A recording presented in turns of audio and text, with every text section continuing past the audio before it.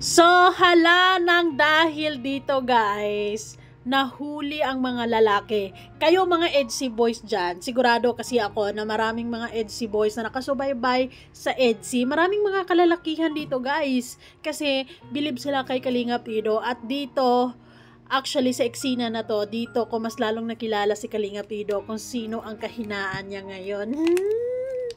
Ganito talaga ang mga tunay na lalaki kapag nagmahal. Press 1 boys. Ay nako, grabe naman. Ang kahinaan ni Kalingap Ido. Actually, congratulations ulit kay Viancy and of course sa Kalingap. And syempre sa EDSI, diba? Sobrang ano yan, it takes two to tango, ika nga. So, congratulations sa buong team, sa Team Kalingap. Syempre, of course, salamat Lord.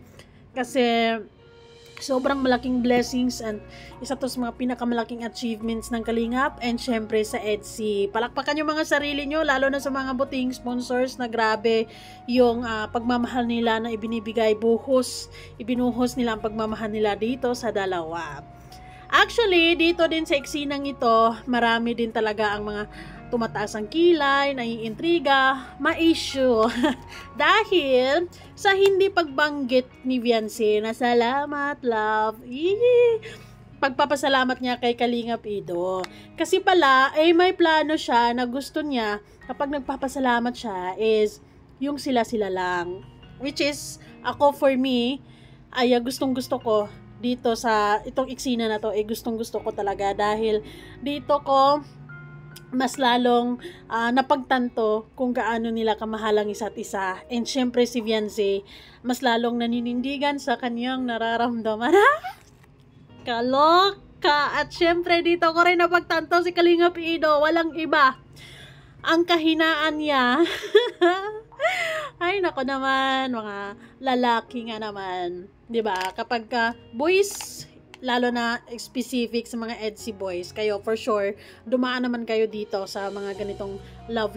At sigurado ako sa edad nyo dyan, dumaan na rin kayo sa mga tampo-tampo. So, paano ba kayo? Anong gusto nyo? Ano bang klaseng pagsusuyo ang pinaka-paborito nyo so far? Anyways, bago ang lahat, don't forget to support and subscribe Kuya Val Santos Matubang, Ate Edna Vlog, Kalingap Rab, at sa lahat ng Team Kalingap. Syempre guys, salamat sa support at pagmamahal nyo sa aming mga Kalingap reactors. Ngayon, kung naghahanap ka din ng sabon na pwedeng mahiyang ka at makatulong sa'yo, message me sa aking FB, Miss M's Life. Maraming salamat po. So, ito na nga. Hay nako, nawala ang lahat ng pagtatampo ni Kalingap Ido dahil, hoy, nanonuyo. Ako kasi, dalawang rason ang tinitingnan ko dito kung bakit hindi nabanggit ni Viancy si Kalingap Ido doon sa mismong live. Yung sa mismong event na siyang inaabangan ng lahat. Well, valid naman yung reasons dito. Ang naisip ko, number 1, yung sinasabi ni Viancy na hindi daw niya binanggit si Kalingap Ido dahil gusto niya na magpapasalamat siya, yung heart to heart talk yung sila lang, which is mas lalong yung papasalamat with love. And syempre, pangalawa, who knows, si Kalingap Rab mismo ang nagsabi para may twist, 'di ba? Para may abangan tayo sa episode 72, 'di ba? Hindi natin makikita or meron tayong abangan sa upload ni Kalingap Rab at hindi lang yung puro nasa live, di ba? So, no matter what, nakapag-thank you, nakapagpasalamat si Viancy. Alam ko sa puso't isipan ni Viancy, sa pamilya ni Viancy, sobrang nagpapasalamat siya. And si Kalingap Ido mismo, alam niya yan. So, dito na nga guys, babalikan natin kung gaano kinilig si Kalingap Ido dito.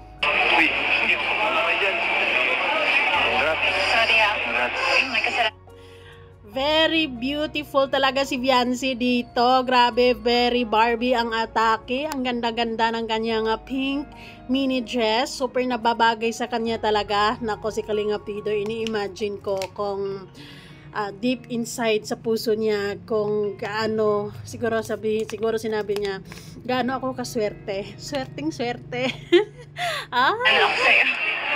So, nagsorry agad si Bibi Viancy dito.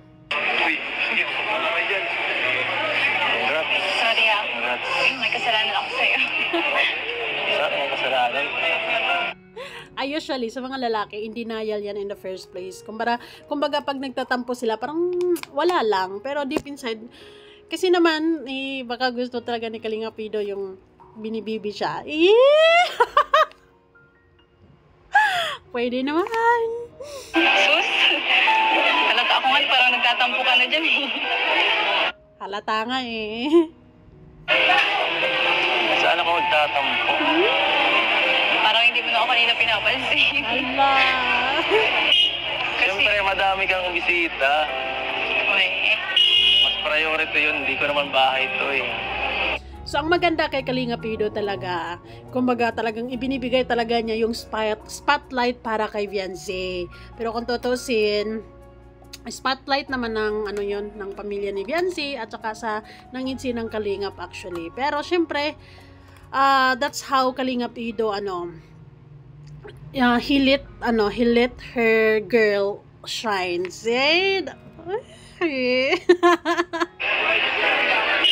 Highlight ka dapat, hindi ako. Oo. Grabe yung... Wait lang, ulitin natin. parang hindi mo na ako kanina pinapansin. Siyempre, madami kang bisita. Uy, Pag nagsorry pala, kailangan talagang dikit. Skin to skin. Skin to skin, pambihira. Ay, nako, grabe. Anyways, so far, isa to sa mga pinaka-sweet na nakita ko sa side ni Viancy na may pagsusuyo siya dito, syempre. And mararamdaman mo talaga yung pagmamahala nilang dalawa. Kung hindi nyo mararamdaman, ibig sabihin manhid talaga kayo. Ibig sabihin may problema kayo. Ibig sabihin talagang pusong bato kayo. Priority yun, hindi ko naman bahay to eh. Bahay. Pwede ding bahay mo yan dyan, Kalinga Pido. Magdala ka na lang ng banig. Para pag galing kang scout, tapos medyo late na, pwede ka dyan matulog, di ba? Highlight ka dapat, hindi ako. Hindi ako. sorry, kasi, yun, hindi kita kanina nabanggit. Hindi ko naman talaga intention na, na hindi ka banggitin. Sadyang, sinadya ako talaga kasi na, hindi ka na muna nilod kasi gusto ko yung tayong dalawa lang. Special na, pag-message sa'yo. Tsaka, Siguro dyan, parang mararamdaman mo dyan kay Kalinga Pido. Unti-unti talaga siyang nag-melt, guys. Yung puso niya talaga, guys, gusto nang lumabas. Yakapin mo na lang yan, Kalinga Pido. Huwag ka nang nakita ko din naman kanina na gutom na din yung mga tao, kaya doon ko muna sinarado yung yung pagbigay ko ng mga message, pasalamat ko sa mga sponsor. Ano ba? Huwag mo isipin yun. So, ayun na nga guys, sa mga bashers dyan, huwag kayo masyadong ma-issue. Kasi nga kay Kalinga Pido, siya nga ay naintindihan niya. So, dapat maintindihan nyo rin. Kung valid naman yung reason nyo, kung bakit hindi nyo maintindihan, well, hopefully, sa mga susunod na araw, sa mga susunod na linggo, sa mga susunod na buwan or taon, maintindihan nyo rin. Hindi ko kayo minamadali. Pero this is it. Ay. Hindi ko nga nahanin. Hindi ko napansin yun. Huwag mo galala. Hindi daw niya napansin pero nagmuni-muni sa taas. Bakit na nararamdaman ko? Parang nagtatampo ka. Ganda lang talaga ako dati na to, no? Saka, okasyon mo to dito sa akin. Dapat ikaw ang mas ma-highlight dito, hindi ako. Alam ko naman pag nagtatampo ka, tsaka hindi. Sana all. Ganun nila kakilala ang isa't isa, guys. Napapakiramdaman or nararamdaman ni Viancy na something off, 'di ba? 'Di ba? Ganon. So, ibig sabihin, sobrang close niyo na. Close. Sobrang close. Grabe naman. Yung mga puso talaga nila. Kumbaga,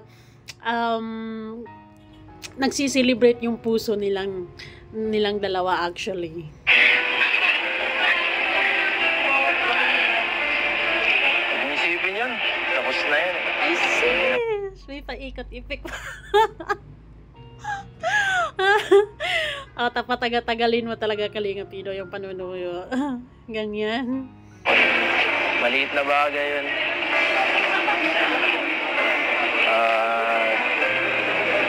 Hindi naman ako Ako sa totoo tatampusin lang, ng matagal. mas gustong-gusto ko nga na nangyari ito kasi mas may puso to dito, mas mararamdaman mo talaga yung yung love, yung kahinaan ni Kalinga Pido, yung puso ni Kalinga Pido na nagmamahal ngayon. Dito mo mas mararamdaman kaysa doon sa pagpapasalamat doon. Si Kalinga Pido sa lahat ng mga tao na kilala ni Viancy, for sure, si Kalinga Pido ang isa sa mga mas nakakakilala kay Viancy at siya yung mas nakakaramdam kung gaano ka thankful si Viancy sa kanya. 'Di ba? So, there is no reason to make tampo-tampo na, guys. Ulitin nga natin yon. Tapos na yun. Hindi naman. Maliit na bagay yun.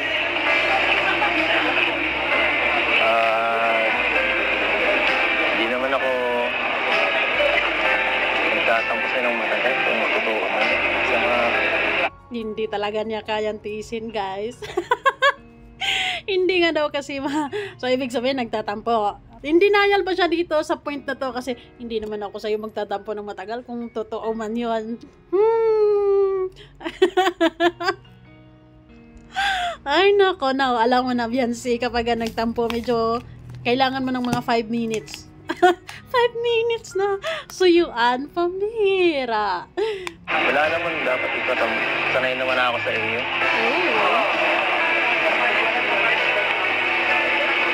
Pero yun ayun ko na sasabihin. What if kung binakhag ka ni Viancy, Kalinga Pido? Diba? Sana yung pag-ikot ni Kalinga Pido, tapos nang nagsasalita siya, hinirg siya from the back. What if? Ay, nako. Thank you kasi palagi kang nandyan. Pag may problema ko. Tapos nung Totoo naman yan, di ba?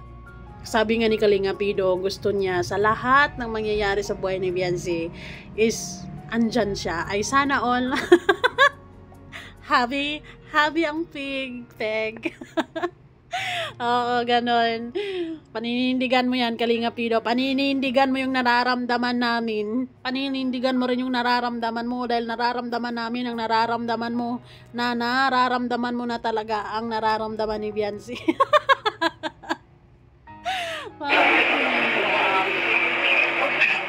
malayo pa yung bahay namin, lagi mo ko inahatid. Sundo. Tsaka Disney princess ang ang treatment. Ganon. Sana all. Very Disney princess. Ang treatment, very parang beef duties ng si Kalinga Pido, no? Nang matagal ng panahon. kahit busy ka, talagang pumupunta ka. Salamat. Hindi rin. Vampira ka. Siya baga. Thank you. Kasi nandiyan ka lagi. Sinusuportahan mo. Tapos pinapalakas mo pa yung loob ko. Gusto ko talaga kasi private message sa iyo. Tayo lang ba? Oo naman, mas ramdam ko nga, nararamdaman namin yung nararamdaman nyo dyan. What if kung walang kamera?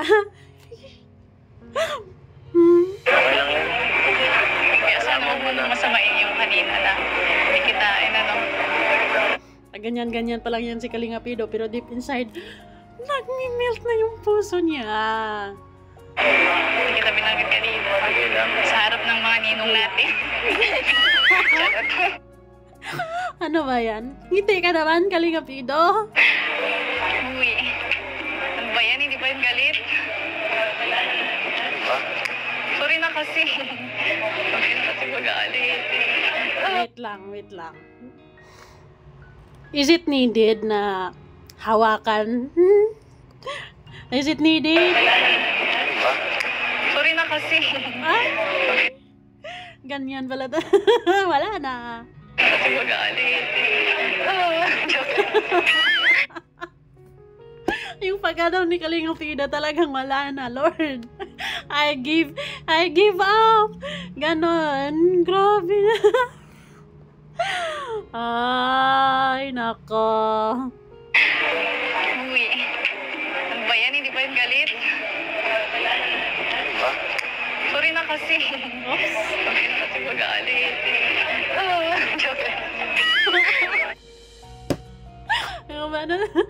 Ay, nako. Siguro iniisip ni Kalinga Pido, bakit hindi kita kayang tiisin?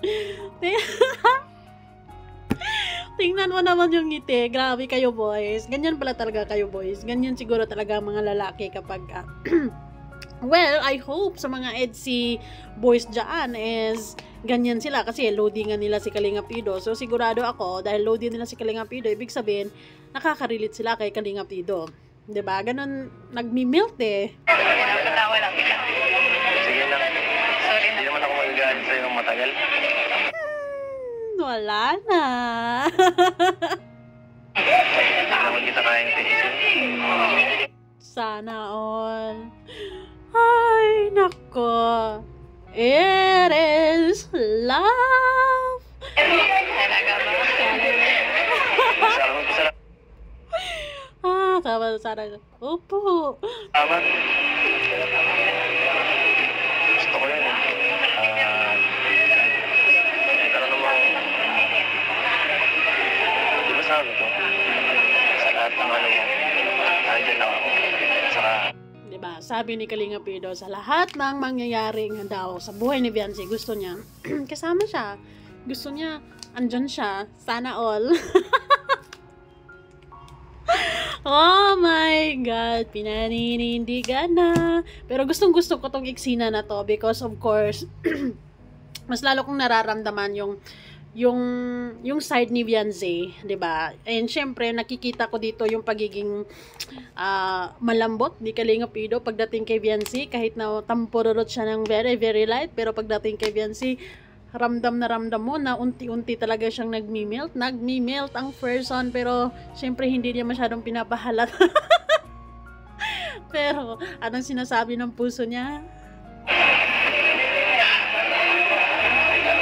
gusto marinig. Humirit pa, guys.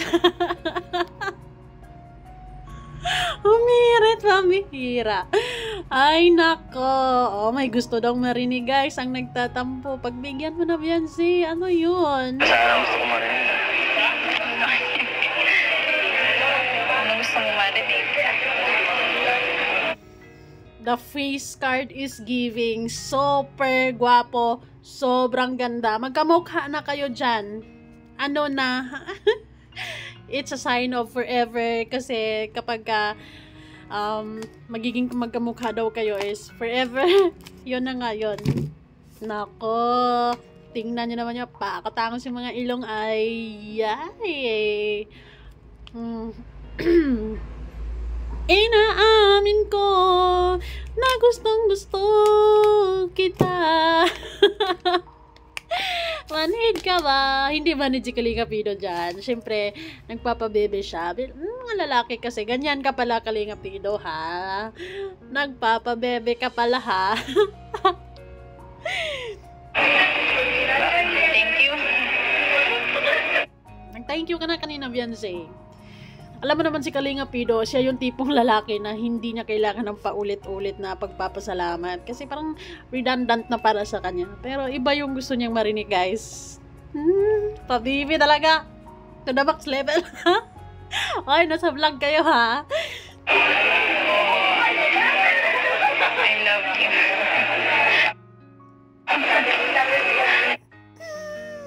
Bakit ginagat ni Kalinga Pido yung dito niya? I love you. In denial pa din, guys. Mukhang ano pa din. Siguro anong gusto mo? Yung I love you with hug, yung I love you with kiss, yung I love you na Wala namang kaano-ano. ano? Demanding to. Demanding kapag magtatampo pala si Kalinga Pido. Ay naku, Beyonce. Kaya mo yan. sinabi ko naman nung nakarang vlog. Makakalimutin ako eh. Nakakalimutin, pambihira. Hindi ako nariniwala. Hindi ako naniniwala. Na-cancel.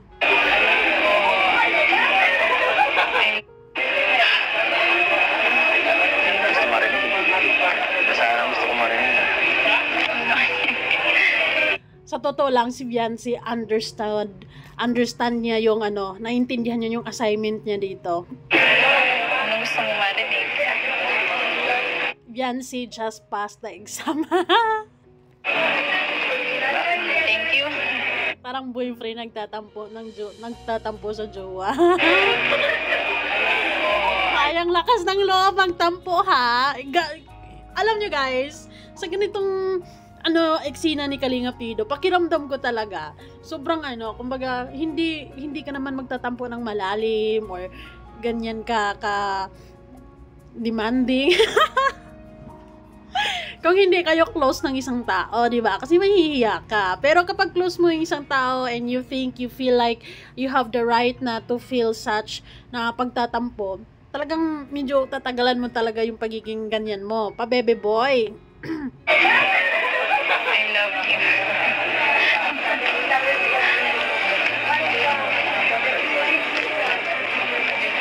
Wala namang kaano-ano eh. Aray ko po. Di ba sinabi ko naman nung nakarang vlog? Makakalimutin ako eh. Ginagamitan ng I forgot. Dito tayo dun sa party at baka nahanap ko na dun. So, alam nyo na, sa puntong yan, tingnan mo yung mukha, naging maaliwalas at naging na. Baka kung ano pang isipin nun. Pero hindi ka na talaga Pero pinipigilan pa rin niya yung ngiti, guys. Tingnan natin. galit. Hindi tayo alis dito hanggang galit ka pa. Hindi na talaga. Sure. Nakangiti na. Sure na sure. Sige, tara. Ano ulit? Sana all okay na ulit. Ay, yung hawak, guys. Grabe. Ay, gustong-gusto ko yan talaga. Gustong-gusto ko yung part na yan kasi sobrang mararamdaman mo si Kalinga Pido dyan. Which is, for me valid naman yung nararamdaman niya and mas lalo kong na-appreciate yung effort ni Viancy dyan. Itzy is love indeed. Ganyan ka pala. Ganyan ka pala. Magtatampo, Kalinga Pido, ha? Pag si Viancy daw magtatampo, pipila ka daw sa Jollibee. Nako, si Viancy. Pag si Habi magtatampo, nako, demanding pa bebe boy. Pero syempre, kapag mahal na mahal mo yung isang tao, ang sarap mo namang bibihin. Diba? Thank you guys. Bye-bye.